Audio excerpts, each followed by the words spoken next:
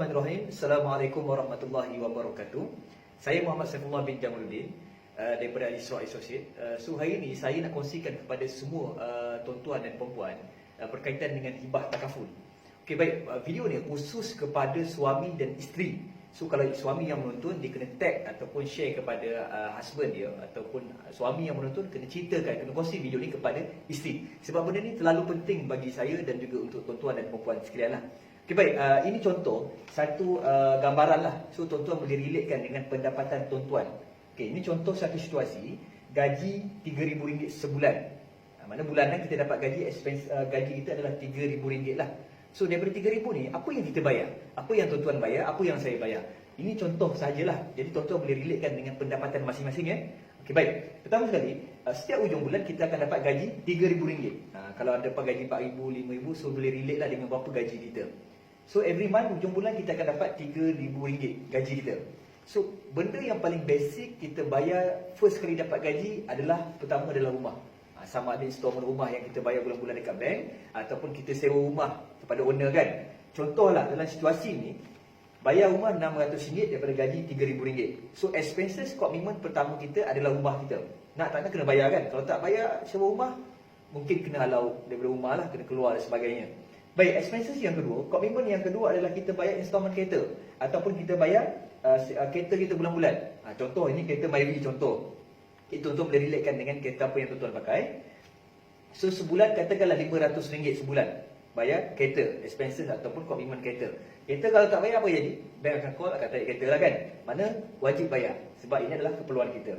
Baik, yang ketiga, daripada pendapatan kita RM3,000 tadi, yang ketiga kita akan belanja untuk isi rumah, ataupun kita beli barang dapur, barang isi rumah sebagainya. RM500 sebulan.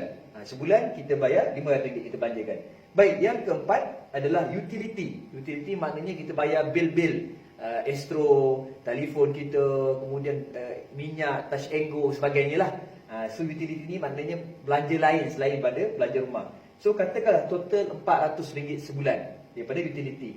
Baik, satu lagi, ni benda yang wajib kita bayarkan adalah hutang kita lah. Contoh dalam kes ni, bayar hutang RM400. Sama ada kat kredit ke apa, hutang dan lain lah, PTPTN dan sebagainya, RM400. So ini adalah satu contoh gambaran daripada pendapatan kita, kita bayar segala expenses kita. So daripada pendapatan ni kita bayar semua. Kalau kita tak bayar, ada satu masalah kepada kita untuk survive dan juga kepada keluarga kita lah. Okay, cuma apa yang saya nak kongsikan ni kepada tuan-tuan sekalian, pendapatan RM3,000 yang kita dapat every month ni boleh hilang automatic, boleh hilang sekelip mata. Ada dua keadaan. Pendapatan bulanan RM3,000 ni boleh hilang, ada dua keadaan. Pertama, kalau berlaku TPD ataupun hilang upaya kekal. Mana kalau sama ada kita disebabkan stroke ataupun disebabkan kemalangan, accident, TPD, hilang upaya kekal ataupun lumpuh kekal. So automatik kita bekerja sebelum ni sebagai seorang guru, sebagai seorang kontraktor, sebagai seorang engineer dan sebagainya, yang pendapatan bulanan ni automatik tak ada.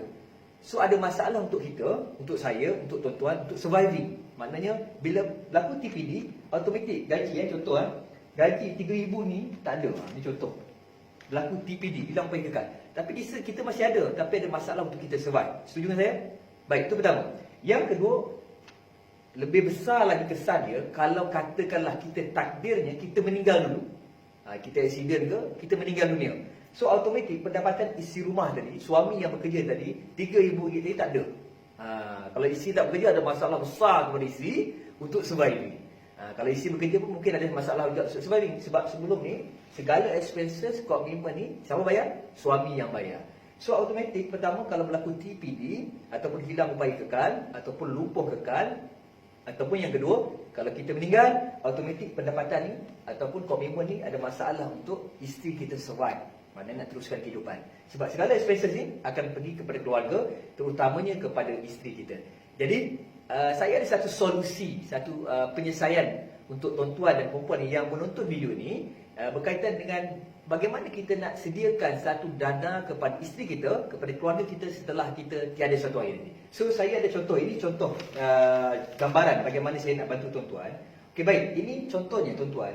Kita biasa buat simpanan daripada mana-mana instrumen kewangan kan. Sama ada kita buat unit trust, kita buat bank, tabung haji dan sebagainya. Itu satu benda yang bagus untuk future, mana masa akan datang atau masa depan anak-anak dan keluarga kita. Baik, contoh ini simpanan kita.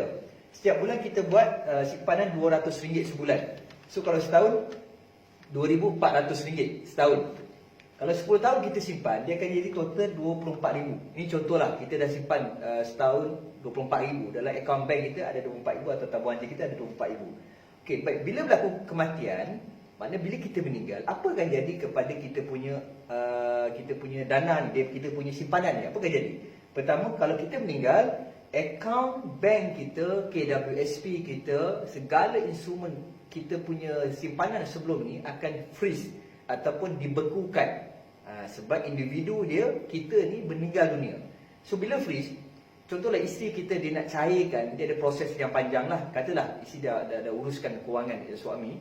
Pertama, duit daripada RM24,000 ni, pertama sekali isteri kena bayar hutang suami ni. Sebab daripada simpanan yang ada tadi, kalau suami ada hutang, dia kena selesaikan hutang.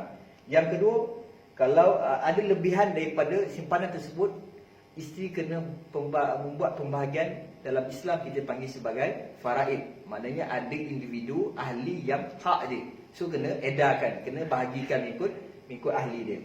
Cuma ni isunya, pertama kalau bayar hutang, katalah suami ada RM30,000 hutang, so dia bayar ada defisit lagi RM6,000.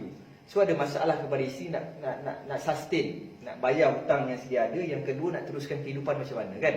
Okay, tak apalah. Tapi paling kurang ada RM24,000 dalam akaun simpanan. Tapi ada masalah, freeze akaun freeze. Yang kedua, kena bayar hutang. Baik, ini contoh instrumen kewangan yang kita simpan di setiap bulan di mana-mana isu kewangan lah. Baik, contoh yang kedua, saya nak kongsikan kepada tuan-tuan, apa yang saya bantu kepada masyarakat adalah sediakan satu plan kita panggil sebagai hibah warisan ataupun hibah takaful yang kita biasa dengar. Apa hibah takaful ni? Contoh tuan-tuan mencarum dalam plan hibah takaful ni RM200 sebulan. Sama RM200 sebulan. Maknanya tuan-tuan start bulan ni mencarum dalam satu plan nama dia hibah warisan RM200 sebulan. Baik, bila berlaku kematian, contoh tuan-tuan letak penama hibah ni adalah isteri, ataupun isteri letak nama suami. So katalah suami meninggal dunia akibat kemalangan jalan raya, so dana 200, jumlah dia adalah RM250,000. Mencarum sebulan RM200, berlaku kematian, isteri akan dapat RM250,000. Suami meninggal, isteri akan dapat 100% total RM250,000. Berapa mencarum? RM200 sebulan. So ada beza? Ini adalah kita punya simpanan lah. So RM250,000 ni adalah satu tabung kita panggil sebagai hibah takaful. Maknanya caruman orang ramai, individu yang meninggal, duit tersebut akan dapat kepada ahli waris penerima hibah tersebut. So ini adalah solusi yang saya nak bantu tuan-tuan yang menonton video ni. Bagaimana tuan-tuan boleh sediakan satu dana yang selamat kepada ahli keluarga bila kita tak ada suatu hari nanti. So ini contohnya RM200 tuan-tuan mencarum, RM200 saja. So dana ni adalah RM250,000. So bagus ke? Sangat bagus tuan-tuan, sangat bagus. Jadi kepada yang nak tahu lanjut berkaitan dengan hibah takaful ni, saya ada tinggalkan satu link di status saya punya video ni. Jadi tuan-tuan kena klik tekan link ni supaya dapat mesej kepada saya. So siapa yang cepat saya akan bantulah. Sebab hibah ni kita ada promotion dalam tempoh sebulan ni. Jadi siapa yang cepat, insya-Allah saya akan bantu. Bagaimana saya nak bantu tuan-tuan untuk prepare satu dana kepada keluarga. Baik, Assalamualaikum.